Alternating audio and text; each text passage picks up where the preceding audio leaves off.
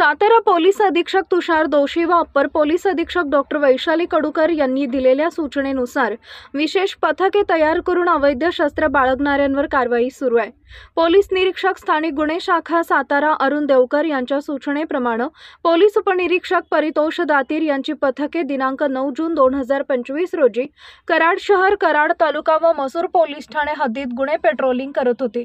दरम्यान गोपनीय बातमीदारामार्फत बातमी मिळाली की सराईत गुन्हेगार तन्वीर अली पटेल राहणार वाघेरी तालुका कराड जिल्हा सातारा हा त्याच्या साथीदारांच्या सोबत ॲक्टिवा मोटरसायकल क्रमांक MH50G 1775 वरून गावठी पिस्टलची विक्री करण्याकरता कराड ते पुसे सावळी जाणाऱ्या रोडने जाणार आहे।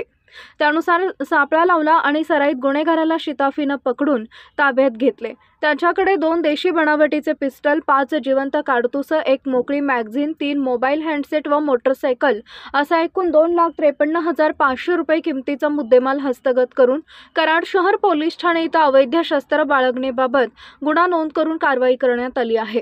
ही कारवाई सातारा पोलीस अधीक्षक तुषार दोशी, अप्पर पोलीस अधीक्षक डॉक्टर वैशाली कडूकर यांच्या मार्गदर्शनाखाली पोलीस निरीक्षक अरुण देवकर, सहाय्यक पोलीस निरीक्षक रोहित फारणे, पोलीस उपनिरीक्षक परितोष दातीर, विश्वास शिंगाडे, सहाय्यक फौजदार अतिश घाडगे, पोलीस हवालदार विजय कांबळे, शरद बेबले, लैलेश फडतरे, साबिर मुल्ला, प्रवीण फडतरे, अमित झेंडे, अजय जाधव, अमित सपकाळ, अमित माने, अरुण पाटील, अविनाश चव्हाण, स्वप्नील कुंभार, गणेश कापरे, मोहन पवार, ओंकार यादव, विशाल पवार, रोहित निकम, पृथ्वीराज जाधव, सचिन ससाने, रविराज वर्णेकर, चालक शिवाजी गुरव व पंकज बेस्के यांनी केली आहे।